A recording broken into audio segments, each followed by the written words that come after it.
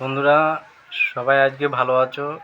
তা তোমাদের জন্য আজকে আমি একটা ভিডিও বানাতে চলেছি। সেই ভিডিওটা খুবই কার্যকরী, তোমাদের দরকার।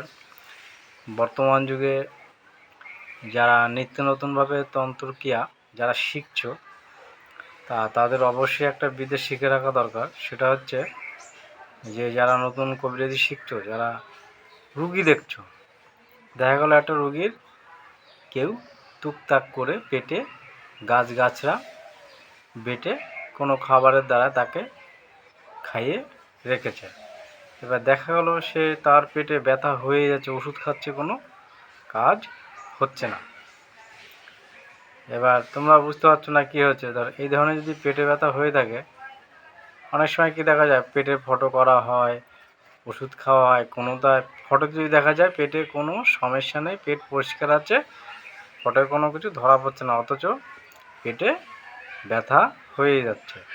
এরকম যদি হয়ে থাকে তাহলে তোমরা হাত চালিয়ে বা অন্য কোনো সিস্টেমের দ্বারা জেনে নেবে যে ওনার পেটে গাছ বা গাছরা ওষুধ আছে কিনা, মানে টুকটাক ওষুধ গাছগাছর খাওয়ানো আছে কিনা। কেউ বশীকরণ করার জন্য খাইয়ে থাকে, কেউ শারীরিক খারাপ করার জন্য করে থাকে। হ্যাঁ, যার যার যেরকম উদ্দেশ্য সেইভাবে গাছরা মাছরা খাইয়ে ক্ষতি করে থাকে। তা এই ক্ষতির থেকে তোমরা মুক্তি কীভাবে পাবে? না? আর সে পেটের গাছটা তোমরা কী করে বের করবে?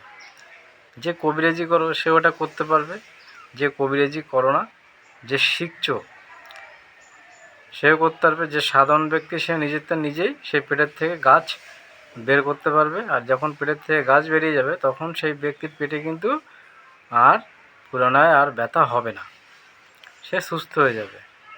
সেই তোমাদেরই স্বার্থে উপকারের জন্য আমি যে বিদ্যাটা দিতে চলেছি সেই বিদ্যার দিকেই যাওয়া হোক। তাহলে এখন সেই বিদ্যার ব্যাপারে আমি আলোচ্য বিষয় করব।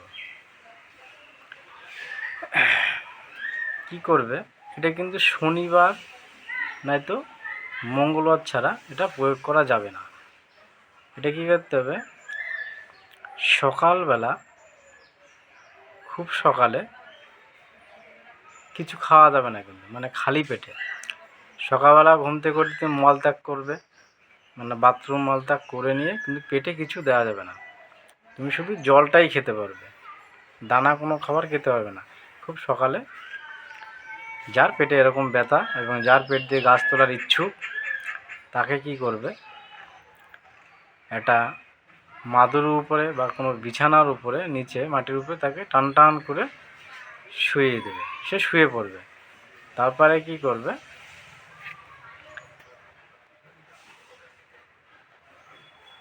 শঙ্খ নেবে, ঠিক আছে, শঙ্খটা নেবে, আর নেবে তুমি একটা পান নেবে, শঙ্খ নেবে এবং একটা পান নেবে, ঠিক আছে। নেওয়ার পরে কি করবে, যে রুগীটা তুমি গাছ তুলবে সেই রুগীটাকে শুইয়ে দিলে সেই রুগীর যে নাভি, সেই নাভিতে সর্ষের তেল দিয়ে দেবে, তারপরে কিছুটা সিঁদুর দিয়ে দেবে। মানে নাভিতে তুমি সর্ষের তেল প্রথমে দিয়ে নিলে, তারপরে কিছুটা সিঁদুর দিয়ে নিলে, হয়ে গেল।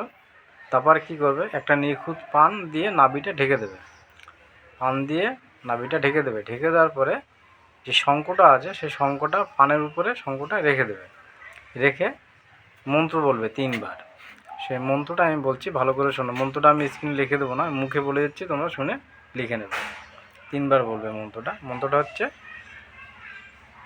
ওং শঙ্খ চক্র গদাধারী নম বলে এই শঙ্কর উপরে এরকম করে একটা ফুঁক মারবে।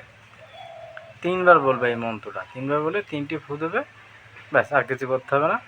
তবে শঙ্করটা ধরে রাখবে, কমপক্ষে 15 মিনিট ধরে রাখতে হবে। 15 মিনিট ধরে রাখবে। তারপর 15 মিনিট পরে কী করবে, শঙ্করটা তুলে নেবে, তারপর পানটা তুলে নেবে। নাভিতে যে সিঁদুর আর তেল আছে ওখানে দেখবে কীরকম কালো কালো কালো কালো নোংরা বেরিয়েছে, ওই নোংরাটাই হচ্ছে গাছগাছর। ওটা যখন বেরিয়ে যাবে পেট থেকে ধুয়ে মুছে ফেলবে, দেখবে রোগীর দ্বিতীয় দিন বা পরে আর পেটে ব্যথা হবে না। কেননা পেটের যে টুকটাক জ্ঞান যা কিছু খাওয়ানো ছিল, সেটা গাছ থাক যাই থাক, গুণগান মানে তন্ত্রক্রিয়া যা যে বস্তুই খাওয়ানো আছে সেটা পেট থেকে বেরিয়ে গেলে সেই রোগী কিন্তু পুরো সুস্থ হয়ে যাবে। তা মন্ত্রটা আমি আবার পুনরায় বলে দিচ্ছি। ওং চক্রধারী নম। ওং চক্রধারী নম। ঠিক আছে, একটা গেল। আবার মন্ত্রটা তুমি আরোভাবে বলতে পারো। মন্ত্রটা বড় করে বলা যায়, ছোটো বললে হবে, বড় করে বললে হবে, যেটা খুশি। বড় মন্ত্রটা আমি বলে দিচ্ছি। ওং চক্রধারী গদাধারী নম। ফু দেবে, আবার বলবে ওং চক্রধারী, মানে ওং চক্রধারী গদাধারী নম। এরম 3 বার বলবে, 3টে ফু দেবে শঙ্কর উপরে, ব্যাস। মন্ত্রটা আবার বলছে, অনেকে বুঝতে পারে না, ওই জন্য আমি আবার বলছি। ওং চক্রধারী গদাধারী নম। ওং চক্রধারী গদাধারী নম। মন্ত্রটা বোঝা গেল? এই মন্ত্র 3 বার বললে 3টে ফু দেবে। একবার বললে একবার ফু, একবার ফু বললে একবার ফু। ফু দিয়ে 15 মিনিট শঙ্কটা ধরে রাখবে। দেখবে সেই 15 মিনিট পরে সেই রুগীর পেট থেকে সেই পান দিয়ে তুমি যেটা ঢেকে রেখেছো, শঙ্খ দিয়ে পান দিয়ে যেটা ঢাকা আছে, পানটা সরিয়ে, শঙ্খটা প্রথমে শঙ্খটা সরিয়ে দেবে, তারপর পানটা সরিয়ে দেবে। সরিয়ে দেওয়ার পরে তুমি দেখবে যে নাভির গোড়ায় কালো কালো নোংরা বেরিয়েছে, ওটাই হচ্ছে গাছ। তারপর দেখবে রুগী সুস্থ হয়ে গেছে। ভিডিওটা বেশি বেশি শেয়ার করবে। তোমরা কেউ ভিডিও শেয়ার করো না, এটা আমার খুব খারাপ লাগে। ভিডিওটা তোমরা অবশ্যই লাইক দেবে এবং শেয়ার করবে।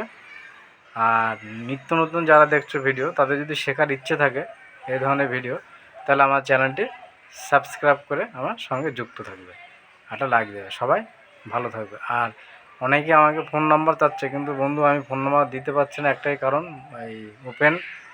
সবাই আমাকে ফোন করবে।